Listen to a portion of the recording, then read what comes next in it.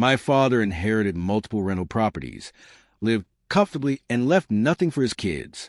Now I'm struggling with feelings of heartbreak and betrayal. Here's why I'm so hurt. I never thought I'd be writing something like this. Honestly, I never even thought I'd be here, feeling this broken, feeling like an afterthought in the story of my own life. But I am, and I need to share this, to put it out there and see if maybe, just maybe, there's someone who can understand. It's hard to explain how it feels when your own father, your flesh and blood, could have given you so much and instead chose to leave you in the dust.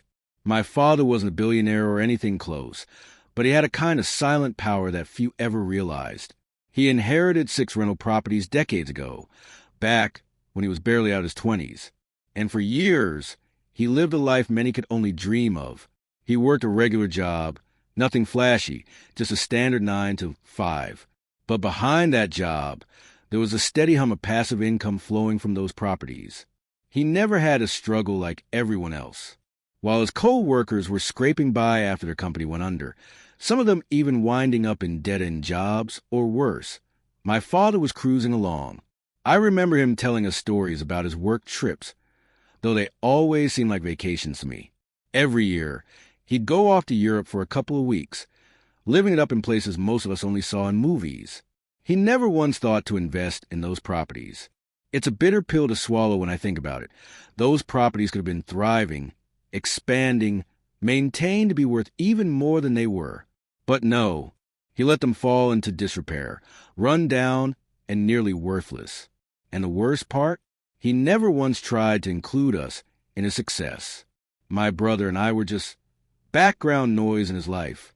I remember asking him not too long ago why he didn't think about us, why he didn't care about our struggles, especially when we were fighting tooth and nail just to stay afloat.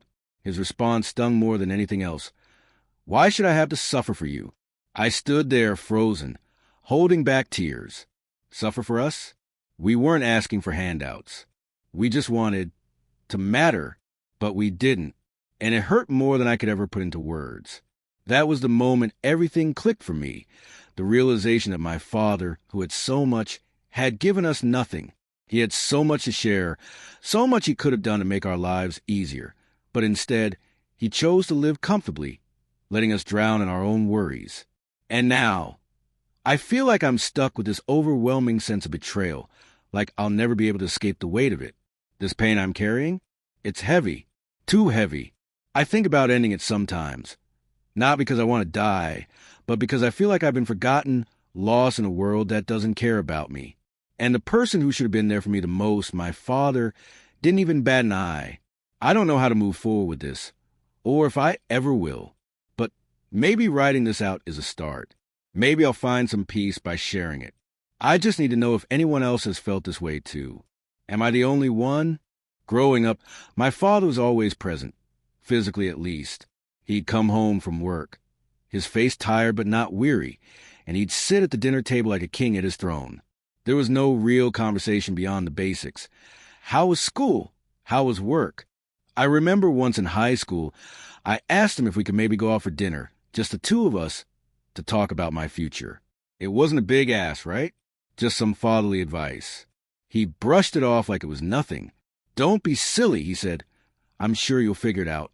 You're smart. But the thing was, I was smart. I was hungry for more, and I wanted to be someone who mattered, but I needed guidance. I needed someone who saw me as more than just a kid in the background of his life. I needed him to help me figure out what to do with the opportunities he never even gave me a chance to see. He'd promised so much, even if it was in the unspoken words. He'd promised that he'd look out for us, not in some grand gesture, but in the way parents do, by setting us up for success, by providing the tools to make sure we could stand on our own 2 feet. But he never did that. Instead, he chose to spend his time on himself. Year after year, he'd book his flights to Europe, always coming back with stories of the places he visited and the people he met. He'd sit at the dinner table telling us about the beautiful buildings, the art, the wine, while I sat there thinking about how I couldn't even afford to fix my car. And then there was a day it really hit me. The day I found out just how deep the hurt ran. It was last year, just before my brother's wedding. He was struggling financially, and I knew he wasn't asking for much, just a little help. We went to Dad, quietly together. We told him we were trying to figure out the cost of the wedding, and that it would mean a lot if he could pitch in, maybe cover some of the expenses. I remember his face. No shock, no concern, just indifference. "You're asking the wrong person," he said. "Don't expect anything from me. I didn't ask anyone for help when I was starting out, so why should I do it for you now?" I wanted to scream.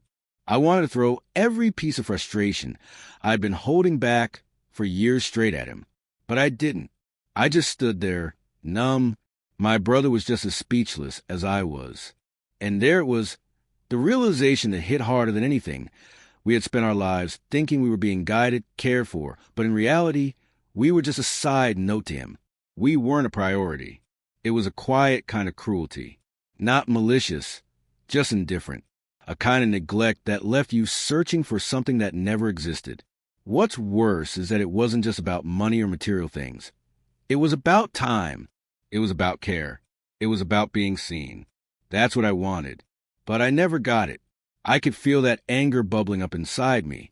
The frustration, the hurt. It was all mixing together, and I didn't know where to put it. There were moments I just wanted to shout at him. Tell him everything I'd been holding in for years. But I couldn't. Not when he made it so clear that we didn't matter. I'm not looking for sympathy. What I'm looking for is understanding. I need to make sense of this, of all the things that were never said, of all the things that could have been, but never were. Am I just being overdramatic? Or is this something other people have gone through too?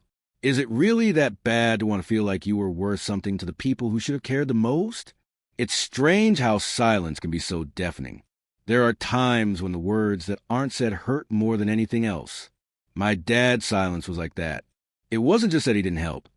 It was the absence of any kind of emotional connection, the quiet disregard for our lives. And that silence, it echoed through every room of our house, through every conversation, through every moment we spent together. After the wedding incident, something in me snapped. I couldn't look at him the same way anymore. I wanted to understand, to ask him why he never cared enough to give us a little guidance. I wanted to hear him say, "I'm sorry, I didn't know how much you needed me." But he never did. Instead, there was just nothing. I decided to confront him. It wasn't planned. It wasn't something I sat down and thought through. It just happened one night, after one too many glasses of cheap wine, when I was tired of bottling it up. My father had just returned from yet another trip, this time to Italy, and was telling us about the food, the wine, the architecture. I don't even remember what exactly he said. My mind was elsewhere, but the anger was starting to boil over. "Dad," I said, my voice tight, "why didn't you ever help us? Why didn't you ever try to make our lives easier?" The room went still. His eyes narrowed slightly, but there was no warmth, no apology in his expression. Instead, there was that same cold indifference. "Help you?" He leaned back in his chair, almost amused. "What do you mean by that? I didn't ask anyone to help me when I was starting out. Why should I have to suffer for you?" There was again that phrase, the one that stung every time it came out of his mouth. Suffer for you. Like we were some kind of burden. I felt a tightness in my chest, like the air was being sucked out of the room. My breath was shallow, my heart pounding. I wanted to lash out, scream, ask him how he could be so heartless. But all I could manage was a shaky exhale. Is that all we are to you? Just people you have to deal with, but not care about? The question hung in the air, heavy and accusatory. He didn't answer. Instead, he shrugged, as though it didn't matter. "You all will figure it out." I did. And just like that, the conversation was over. There was no resolution, no understanding, just the same cold silence. I didn't even know why I bothered. It's not like it was going to change anything. He wasn't going to suddenly have a moment of clarity, wasn't going to look at me and see how broken I was. That's the thing about silence. It becomes suffocating. You can feel it pressing down on you until you can't breathe anymore, and you start to wonder if you've been trapped in it all along. I left that night feeling more lost than ever, like I just stared into the void and saw how small and insignificant I truly was to him. How do you reconcile with someone who's never given you a reason to believe they actually care? How do you move forward when the person who should have been there for you the most didn't even try? That night, I sat alone in my room for hours, staring at the walls, letting the weight of it all settle in. I was still angry, still heartbroken, but I was also starting to realize something else. This wasn't just about him anymore. This was about me. Maybe it was time to let go. Maybe it was time to stop waiting for him, to give me something I was never going to get.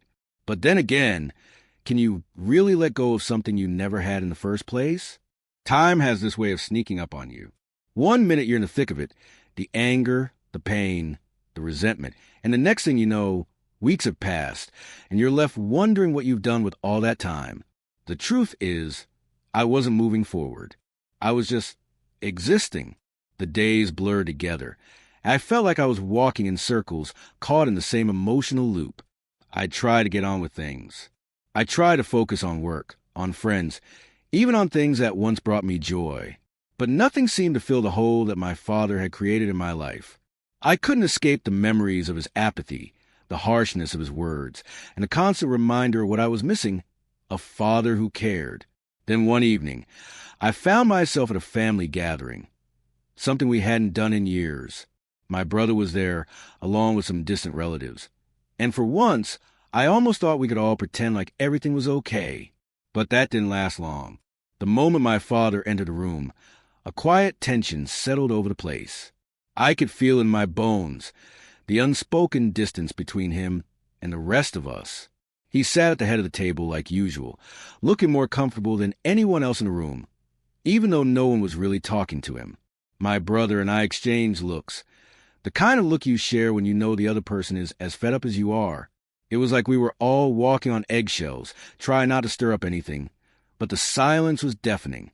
At one point, my father turned to me, probably noticing the quiet storm brewing in my eyes. "Still angry, are you?" he asked, his voice cool but not unkind. It was like a switch had flipped.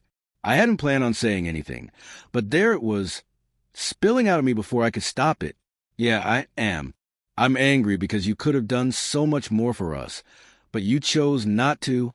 You chose to live your life without ever caring about what we were going through. I can't forgive that, Dad. I just can't."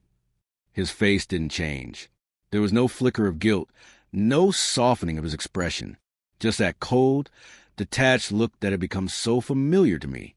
"You don't get it, do you?" he said. "You think I owe you something, but I don't. I've done my part. You want me to fix everything, to make up for the mistakes you think I made. But I don't have to do that. I never asked you to rely on me. I built my life on my own. You can do the same." It stung. Those words were like a slap to the face. But more than the hurt, it was the realization that this was it. This was the man I had spent years trying to understand. This was the man who could have been my hero, could have been the one who shaped my life for the better, but instead, he was just a man who didn't care. I excused myself from the table shortly after that, not because I couldn't take it, but because I needed to step away before I said something I couldn't take back. I wandered outside into the cold, tried to breathe through the knot in my chest. It wasn't the first time I felt this way, and I was sure it wouldn't be the last. But in that moment, as I stood there in the dark, alone with my thoughts, something shifted. Maybe I wasn't looking for redemption anymore. Maybe I wasn't even looking for an apology. Maybe what I needed was something else, to accept that I would never get what I thought I deserved from him, to accept that the relationship I had hoped for was never going to happen. And maybe, just maybe, that was the first step in finally freeing myself from this weight. You know what they say, closure is a myth. I never really understood that until I tried to find it with my father. All those years of hoping, of waiting for him to finally acknowledge what he had done, or rather what he hadn't done, it was like chasing a ghost. I realized that no matter how much I wanted it, closure wasn't something I was going to get from him. The truth was, I had been seeking validation, waiting for him to give me something that would make it all make sense. But what if it never came? That question gnawed at me for days after the family gathering. I kept coming back to it, replaying the conversation in my head, searching for the hidden meaning, for something that would change everything. I was desperate for him to care, to see me as more than just a disappointment. I wanted him to see that I wasn't just angry, I was broken. But the more I thought about it, the more I realized that it wasn't just him I needed to forgive. It was me. I had spent my whole life holding on to this image of a father who would one day come through for me, who would wake up and realize how much I needed him. I wanted him to be the person I had always hoped for, but I had to face the fact that he wasn't. He would never be that person. And maybe that was the hardest part of all. It wasn't about the inheritance. Not really. The money, the properties, they were just symbols of something deeper. What I wanted was the emotional investment, the time, the care, but that was something he had never given, and it was something I had been waiting for, hoping for far too long. I sat down with my brother one evening, after a long day of pretending everything was fine. I think we both knew that we were just putting on a show for the rest of the world, but the cracks were starting to show. Do you ever think we'll get what we need from him? I asked, the words slipping out before I could stop them. My brother looked at me for a long moment, like he was considering the question. No, he finally said. I don't think we will. And honestly, I don't think we should keep hoping for it. It was a hard pill to swallow. Hearing it from him, he had always been a more pragmatic one, the one who tried to keep his emotions in check. But this time, he was right. We couldn't keep waiting for someone who didn't care. We couldn't keep letting his neglect define us. But how do you let go of something you've been holding on to your entire life? I wish I could say that I had some magical epiphany after that conversation, that somehow everything clicked into place and I felt free. But it didn't happen like that. It wasn't a light bulb moment. It was a slow, painful process. Each day, I tried to remind myself that I was enough without his validation, that I didn't need his approval to succeed, to live a full life. But it wasn't easy. Sometimes, I still find myself caught in the web of disappointment.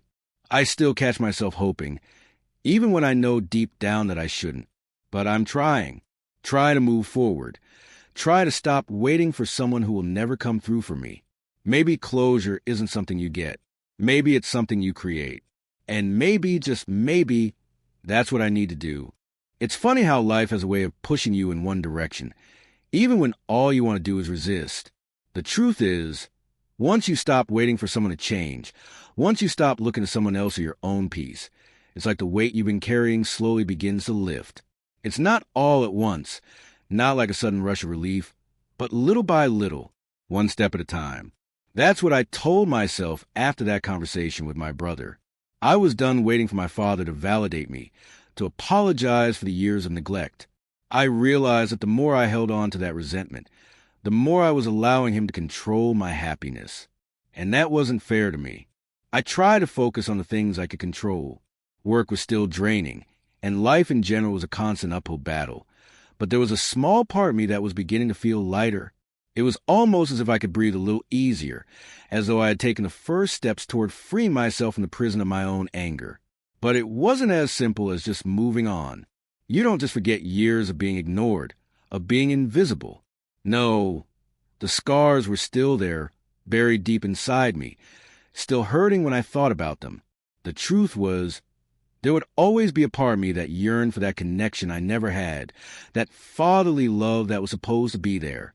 It's funny how you can start to convince yourself that you don't need something, only to realize how much you actually do.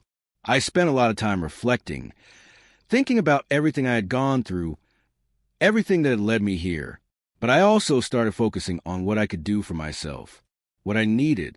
I enrolled in an evening class to further my career, a small step toward building my future the way I wanted it.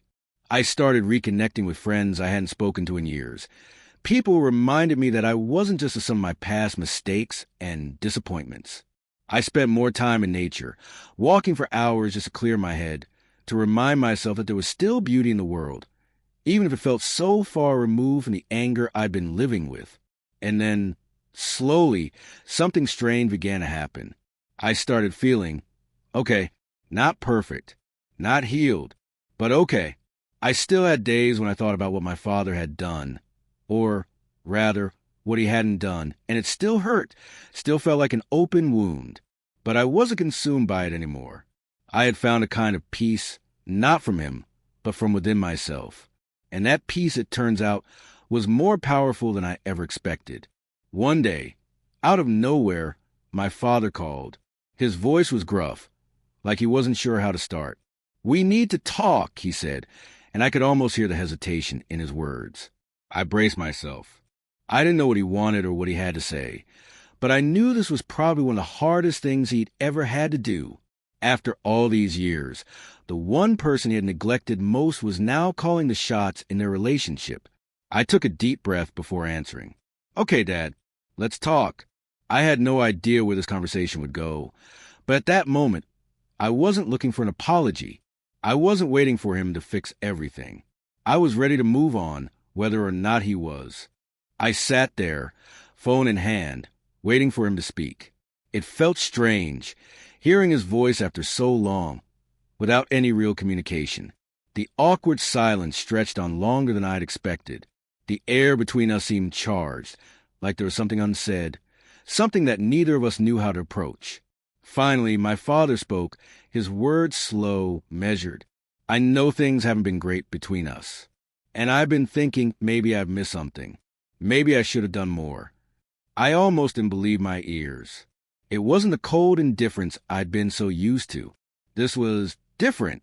For the first time, there was a hint of vulnerability in his voice. It was like he was trying, in his own way, to reach out. I didn't know how to respond. My mind was still processing the unexpected tone of his words. Was this the same man who had told me he didn't owe me anything? Was this the same person who had brushed me off for years? But then I realized something. He wasn't offering me an apology. He wasn't saying, "I've failed you and I'm sorry." What he was doing was acknowledging the space between us, acknowledging that the years of silence and neglect had left us both wounded in different ways. "I've been thinking about the past," he continued, "and maybe I've been too focused on my own life, too focused on what I wanted, and I never considered how you two felt. I don't know if I can fix everything, but I want to try. I want to do better." I wasn't sure how to respond. Part of me wanted to tell him it was too little, too late. Part of me wanted to shout at him, ask him why it took so long for him to even begin to see what he had done. But then I remembered, this wasn't about me forcing him to change anymore. This wasn't about making him see the wrong he had done. It was about me moving forward, whether or not he was on the same path. I took a deep breath before answering, keeping my voice calm. "It's not about fixing things, Dad. It's about us being real with each other. I don't need you to make up for the past. I just need you to understand that you've missed out on a lot, and I've missed out on a lot too." There was a long pause, and for a moment, I wondered if he was going to shut down, if this would all go back to the way it was before. But then, softly, he spoke again. "I understand that, and I'm sorry for not being there when you needed me most." I wasn't expecting an apology, but it felt like one, nonetheless. And maybe that was enough.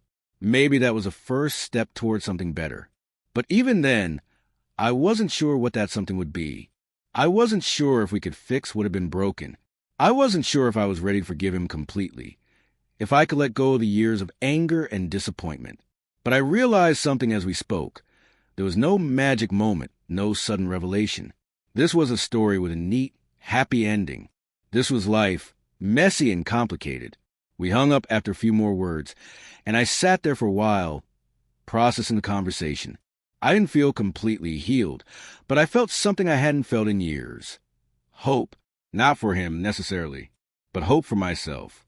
Hope that, despite everything, I could start letting go of the bitterness that had held me captive for so long. It wasn't perfect. It wasn't a fairy tale, but maybe, just maybe, we were both learning how to be better, and that was all I could ask for. I thought I would feel different after that phone call. I expected some sort of catharsis, an overwhelming sense of relief that would wash away the years of resentment I'd been carrying. But the truth is, forgiveness doesn't come in a neat package. It's not something you can check off a list and then forget about. It's messy, it's complicated, and it's something you have to wrestle with day by day.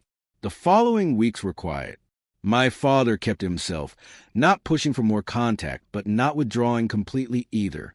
It was like we were both testing the waters, seeing if we could live in the same space without it feeling so charged, so broken. But the silence wasn't the kind of oppressive silence I was used to. This time, it was different. It was a quiet of two people who had been through something hard, who had said the things that needed to be said, and were now letting time do the rest. I kept replaying the conversation in my head, trying to figure out what it meant. Was I really ready to forgive him? Or was I just trying to convince myself that I was? Because it was easier than admitting that I still wasn't okay with everything that happened? It's strange. But the more I thought about forgiveness, the more I realized that it wasn't just about him. It was about me, too.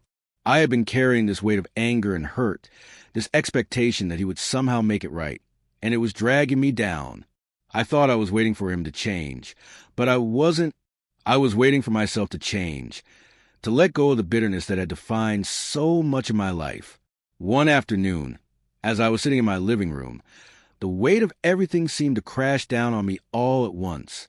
The thought of my father, of the years of neglect, of the missed opportunities, all of it. It was overwhelming. I wanted to scream, to let it all out, but then, as I sat there, something clicked. I realized that I didn't need to carry it anymore. I didn't need to wait for him to fix everything. I could let go, and in doing so, I could set myself free. Forgiveness didn't mean excusing his actions. It didn't mean pretending everything was fine, or that I didn't still feel the sting of everything he had put me through. What it meant was giving up the idea that I needed him to make it right. I didn't need him to fix the past. I just needed to let go of the hold it had over me. It wasn't easy. It still isn't. There are days when I find myself thinking about what could have been, about the father I wish I had. But on those days, I remind myself that I can choose how I respond to it. I can choose to move forward, to stop letting the past dictate my future. And so, slowly I started to heal.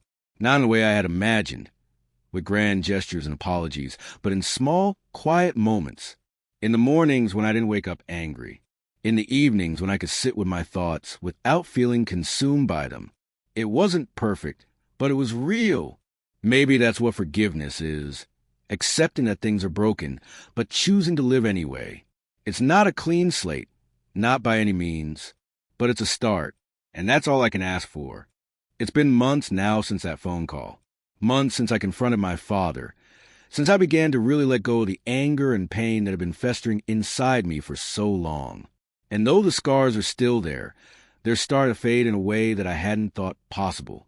It's like, over time, the sharp edges of the hurt become smoother, less jagged.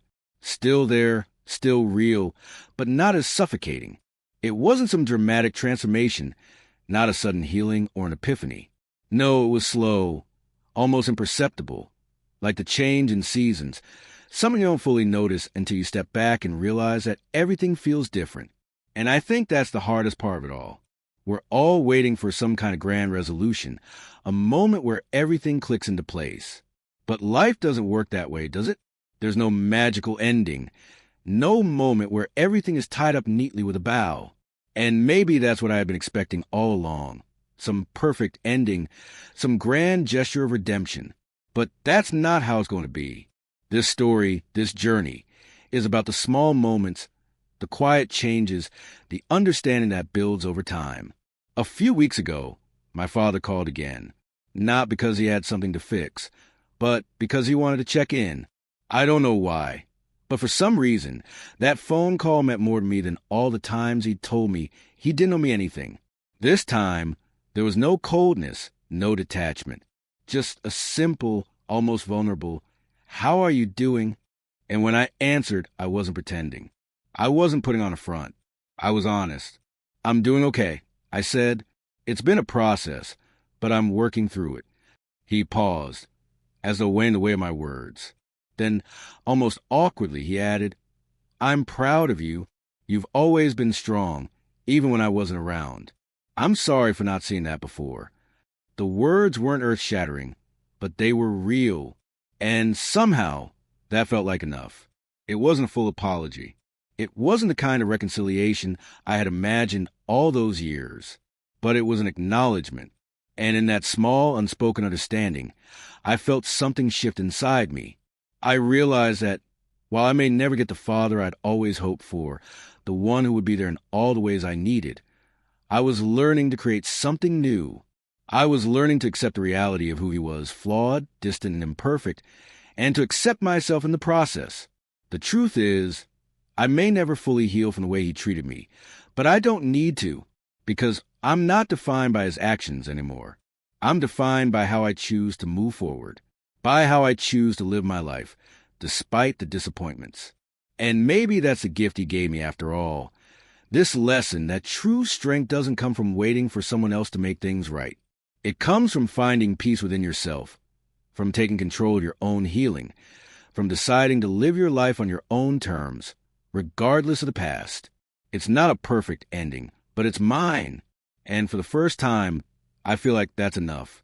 As I stand here today, reflecting on everything that's happened, the question that lingers in my mind isn't about forgiveness or resentment.